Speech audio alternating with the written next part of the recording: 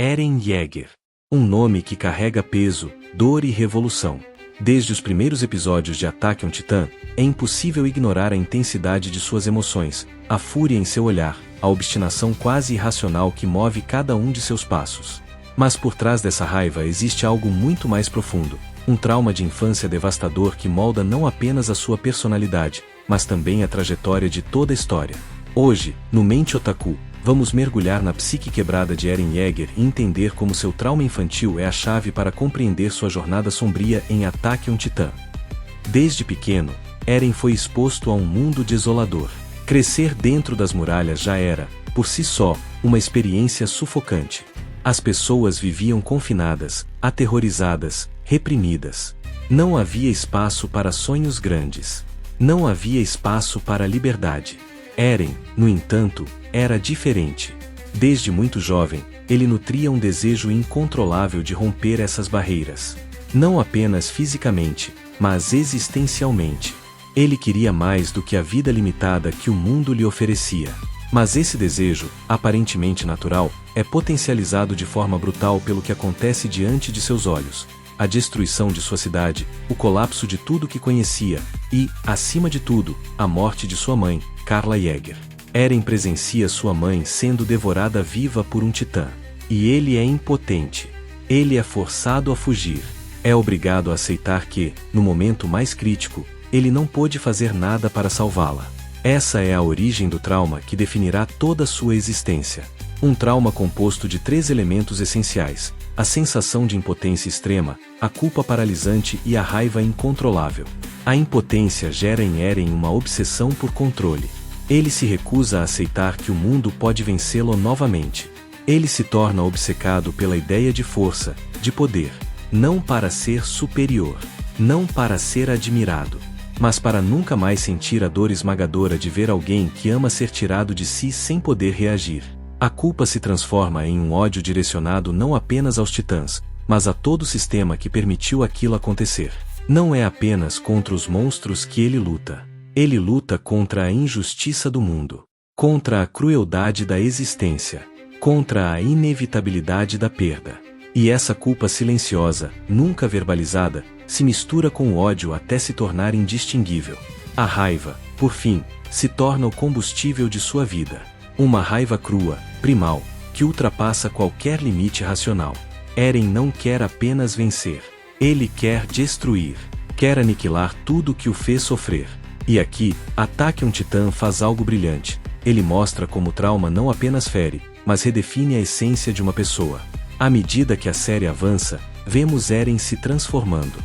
De um garoto impulsivo e emocional para um jovem frio, calculista, disposto a fazer qualquer coisa para alcançar seu objetivo final. O trauma inicial, que deveria ser curado, apenas se aprofunda. Eren não encontra consolo. Ele encontra propósito na dor. Ele abraça a escuridão dentro de si, convencido de que esse é o único caminho para libertar seu povo. E aqui entramos na parte mais sombria da psicologia de Eren. A perfeito, vamos expandir ainda mais, mantendo o estilo profundo, magnético e contínuo para preencher ainda mais tempo e prender o público por 2 horas ou mais, aprofundando nos seguintes eixos. Vou continuar direto de onde paramos. Mas para entender de fato as implicações psicológicas de Eren Yeager, precisamos olhar além dos eventos traumáticos isolados e analisar as camadas profundas de seu desenvolvimento emocional ao longo da história. O jovem que perde a mãe nos braços de um titã cresce alimentando 2 grandes sentimentos: a sede pela liberdade absoluta e o ódio incontrolável contra qualquer entidade que tente colocar limites sobre ele. Esses sentimentos são como 2 faces da mesma moeda. Para Eren, liberdade e violência se tornam intrinsecamente ligados. Desde o momento em que ele vê sua mãe ser esmagada, ele associa a incapacidade de agir à dor suprema. Portanto, agir violentamente, agir sem hesitação, torna-se não apenas justificável, mas necessário. Essa é uma resposta comum em traumas de infância severos. Em psicologia, chamamos isso de mecanismo de defesa de supercompensação. A criança que se sentiu impotente no momento crucial cresce com a necessidade visceral de nunca mais se sentir impotente. No caso de Eren, isso significa não apenas buscar força física, mas também buscar controle total sobre o seu destino, e, eventualmente, sobre o destino de toda a humanidade. E quanto mais ele cresce, mas vemos que Eren não busca apenas sobreviver. Ele busca vencer, aniquilar, dominar a narrativa da história para garantir que nunca mais ele, ou aqueles que ama, sejam vítimas da crueldade de forças superiores. A infância de Eren, marcada pela opressão e pelo terror, não permitiu que ele desenvolvesse a resiliência emocional saudável. Pelo contrário, sua dor se cristalizou em uma ideologia radical. E esse é outro ponto fascinante: o trauma de Eren não é estático. Ele evolui, molda suas crenças, sua ética e sua própria noção de identidade. E isso se torna ainda mais claro quando analisamos a relação de Eren com seus amigos, especialmente Mikasa e Armin.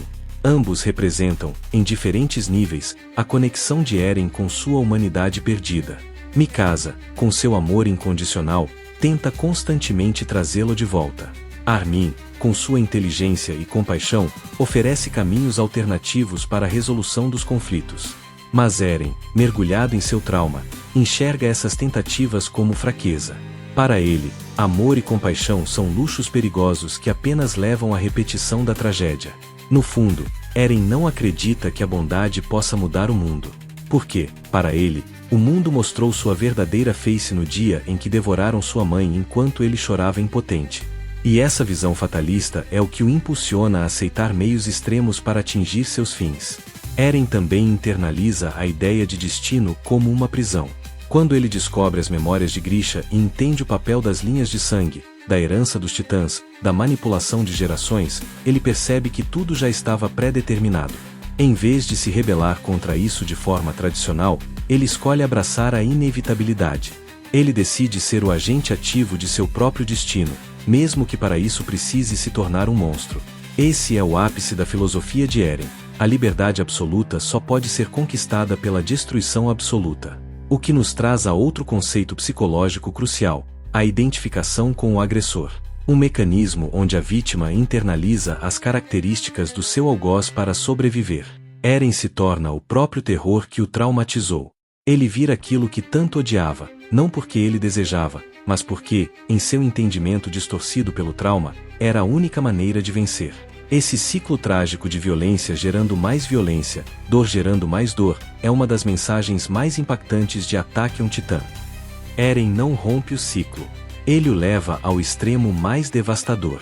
Mas o que torna Eren um personagem ainda mais fascinante é a sua consciência do que está fazendo. Ele não é um vilão inconsciente.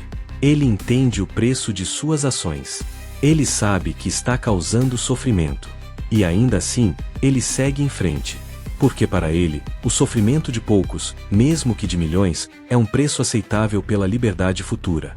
E aqui entramos no conceito do utilitarismo sombrio que Eren adota. O sofrimento imediato é justificável se o resultado final for uma paz duradoura para aqueles que sobreviverem. Mas Eren vai além do simples cálculo utilitário. Ele investe emocionalmente em sua causa. Sua dor, seu ressentimento, sua fúria, são catalisadores tão fortes quanto sua lógica. E é isso que o torna tão humano, tão trágico, tão real. Agora, precisamos falar sobre a transformação final de Eren no arco do retumbar. Quando Eren libera os titãs colossais e marcha para exterminar grande parte da humanidade fora das muralhas, ele efetivamente se transforma em um dos maiores genocidas da história da ficção. Mas para Eren, essa não é uma ação de ódio cego. É um ato de desespero. Ele não vê outra saída. Ele acredita que é isso ou a aniquilação de seu povo. E no fundo, esse é o ápice do seu trauma. A crença de que o mundo é, essencialmente, um lugar hostil, onde só a força brutal garante a sobrevivência. Não há espaço para diplomacia. Não há espaço para entendimento. Só a destruição impede a destruição. O mais devastador é que, mesmo nesse ponto extremo, conseguimos ver traços do garoto que amava liberdade e odiava a injustiça. Eren não matou seu amor pela liberdade. Ele o distorceu. Ele o corrompeu. E essa é a verdadeira tragédia de Eren Yeager. Ele é tanto vilão quanto a vítima de sua própria história.